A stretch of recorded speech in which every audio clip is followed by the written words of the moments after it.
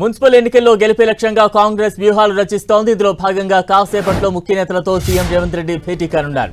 ఈ సమావేశానికి మంత్రులు, పీసీసీ చీఫ్ మహేష్ గౌడ్, మీనాక్షి నటరాజన్ హాజరు కానున్నారు.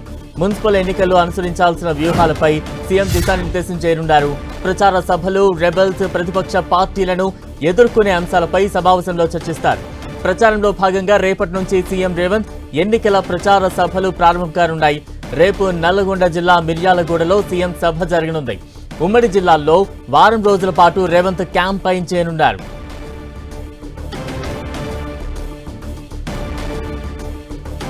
సీఎం రేవంత్ ముఖ్య నేతలతో భేటీ కానున్నారు. తాజా అప్డేట్స్ అందించేందుకు ప్రతినిధి కొండల్ సిద్ధంగా ఉన్నారు. కొండల్, ముఖ్యంగా మున్సిపల్ ఎన్నికల్లో కాంగ్రెస్ పార్టీకి అదేవిధంగా రేవంత్ రెడ్డి ప్రభుత్వానికి ప్రతిష్టాత్మకమాన్ని ఈ ఎన్నికల్లో గెలుపు లక్ష్యంగా వ్యూహాలతో ముందుకెళ్తున్న పరిస్థితి. మరి కాసేపట్లో ముఖ్యమంత్రి రేవంత్ రెడ్డి మున్సిపల్ ఎన్నికల పైన కీలక సమావేశం ఏర్పాటు చేశారు. ఈ సమావేశంలో మంత్రులు, అదేవిధంగా పార్టీ చీఫ్ మహేష్ కుమార్ గౌడ్తో పాటు incharge general secretary Meenakshi Natarajan కూడా పాల్గొనబోతున్నారు. దీంట్లో ముఖ్యంగా ఇప్పటికే ఈరోజు నామినేషన్ల ఉపసంహరణ గడువు కూడా ముగిసిపోయిన నేపథ్యంలో ఇప్పుడు అభ్యర్థులు ఎవరన్నది క్లారిటీ రాబోతుంది. ఇప్పటికే గత 2-3 రోజుల నుంచి కూడా దీనిపైన స్పెషల్ టాస్క్ ముఖ్యమంత్రి రేవంత్ రెడ్డి మంత్రులకు అప్పచెప్పడం జరిగింది. రెబల్స్ బరిలో ఉండకుండా జాగ్రత్తలు తీసుకోవాలి, అవసరం ఎక్కడైతే రెబల్స్ ఉన్నారో అక్కడ వారితో మాట్లాడి వాళ్ళను ఉపసంహరించే దిశగా ప్రయత్నాలు చేయాలని చెప్పి నిన్న మొన్న 2 రోజులు కూడా ఈ టాస్క్ను అప్పచెప్పడం జరిగింది. ఇప్పుడు నామినేషన్ల ఉపసంహరణ చివరి తేదీ గడువు కూడా ముగిసిపోయిన నేపథ్యంలో ఇప్పుడు పార్టీ తరఫున ఎవరు ఉండబోతున్నారనేది ఫైనలిస్ట్ రాబోతున్న నేపథ్యంలో ఇప్పుడు ఆ లిస్టుతో ముఖ్యమంత్రి సమావేశంలో మంత్రులందరూ కూడా పాల్గొనబోతున్నారు. దీనికి అనుగుణంగానే ఈ ఎన్నికల్లో గెలుపు లక్ష్యంగా ఏ విధమైన వ్యూహాలతో ముందుకెళ్లాలనేది ప్రధానంగా దిశానిర్దేశం చేయబోతున్నారు. ఏదైతే ఉప ఎన్నికల్లో విక్టరీ సాధించిన విధంగానే పంచాయతీ ఎన్నికల్లో ఏ విధంగా కాంగ్రెస్ పార్టీ విజయం సాధించిందో అదే హుషారుతో అదే వ్యూహాలతో ముందుకెళ్లాలని చెప్పి ఆయన దిశానిర్దేశం చేయబోతున్నారు. ముఖ్యంగా రెబల్స్తో నష్టం జరగకూడదనేది ప్రభుత్వం ముఖ్యంగా రేవంత్ రెడ్డి భావించారు. దీనికి అనుగుణంగానే 2-3 రోజుల నుంచి కూడా మంత్రులకు స్పెషల్ టాస్క్ ఇచ్చిన నేపథ్యంలో ఇప్పుడు ఫైనలిస్ట్ రాబోతున్న నేపథ్యంలో రెబల్స్ ఎంతమంది బరిలో ఉన్నారు, ఉన్న చోట ఏ విధమైన వ్యూహంతో ముందుకెళ్ళాలి, వారిని పార్టీ పరంగా జరిగే ఎన్నికలు కాబట్టి పార్టీ సింబల్తో ఎన్నికలు ఉంటాయి కాబట్టి తక్షణమే వారిపైన క్రమశిక్షణ చర్యలు తీసుకోవడంతో పాటు ఒక గట్టి మెసేజ్ ఇవ్వాలన్నది దిశానిర్దేశం చేయబోతున్నారు. దీంతో పాటు మున్సిపల్ చెప్పండి అంటే రెబల్స్ ని ఏ రకంగా బుజ్జగించే అవకాశాలు కనిపిస్తూ ఉంటాయి. మరోవైపు జగిత్యాల అంశం కూడా చాలా హాట్ టాపిక్ గా కనిపిస్తోంది. ఎక్కడికక్కడ రెబల్స్ బెడదను కట్టడి చేయాలంటే వారిని ఏ రకంగా అకామిడేట్ చేసే అవకాశాలు ఎక్కువగా ఉంటాయి.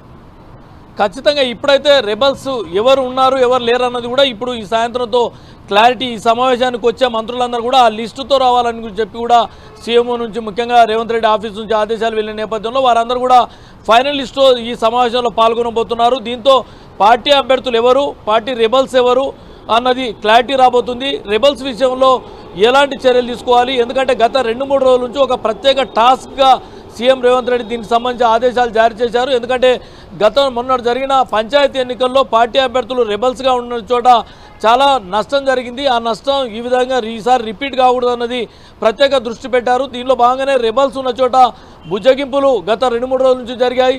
కొన్ని చోట్ల రెబల్స్ ఉన్న చోట ఏ విధంగా ముందుకెళ్ళాలి, వారిని ఏ విధంగా కట్టడి చేయాలి, పార్టీ తరఫున వారిని పనిచేసే విధంగా ఏ విధంగా చేయాలి, చివరి ప్రయత్నంగా ఏ ప్రయత్నాలు చేయాలన్నది కూడా ఈ సమావేశంలో దిశానిర్దేశం చేయబోతున్నారు. దీంతోపాటు ముఖ్యంగా పోల్ మేనేజ్మెంట్ పైన ప్రత్యేక దృష్టి సారించాల్సి ఉంటుంది. ఎందుకంటే ఈ నెల 11న ఎన్నికలు జరగబోతున్నాయి.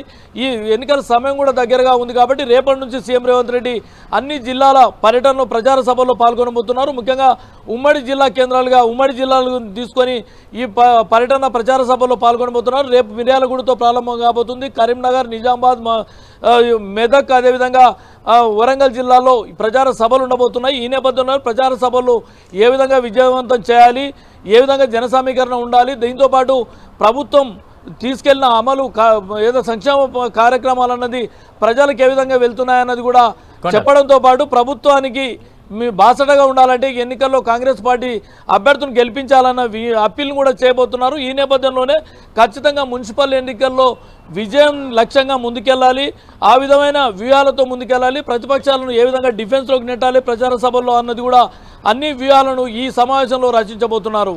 అంటే కొండలు ఏమైనా టార్గెట్ డిసైడ్ చేసే అవకాశం ఉంటుందా? ఎందుకంటే అధికారంలోకి వచ్చిన తర్వాత కొన్ని అనివార్య కారణాలతో జరిగిన ఉప ఎన్నికల్లో కూడా కాంగ్రెస్ అధికారంలోకి వచ్చింది.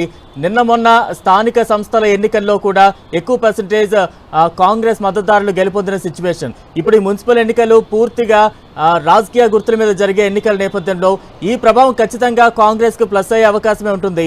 ఈ నేపథ్యంలో ఎటువంటి టార్గెట్ ఏమైనా ఫిక్స్ చేసే ఛాన్సెస్ ఉంటాయంటారా?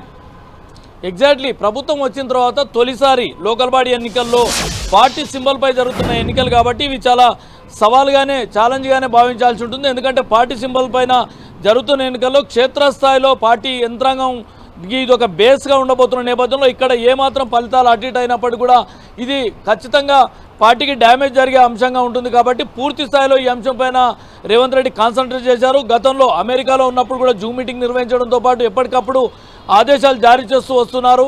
ఏ విధంగా మున్సిపల్ ఎన్నికలను కైవసం చేసుకోవాలి, మొత్తం 116 మున్సిపాలిటీలు 7 కార్పొరేషన్లు 2996 వార్డులకు జరుగుతున్న ఈ ఎన్నికల్లో మెజార్టీ స్థానాలను కాంగ్రెస్ పార్టీ కైవసం చేసుకునే దిశగా ప్రణాళికతో ముందుకెళ్లాలని చెప్పి వారికి దిశానిర్దేశం చేయబోతున్నారు. ఈ నేపథ్యంలోనే ఈ ఎన్నికలు అన్నవి చాలా ప్రెస్టీజియస్గా ఉన్నాయి.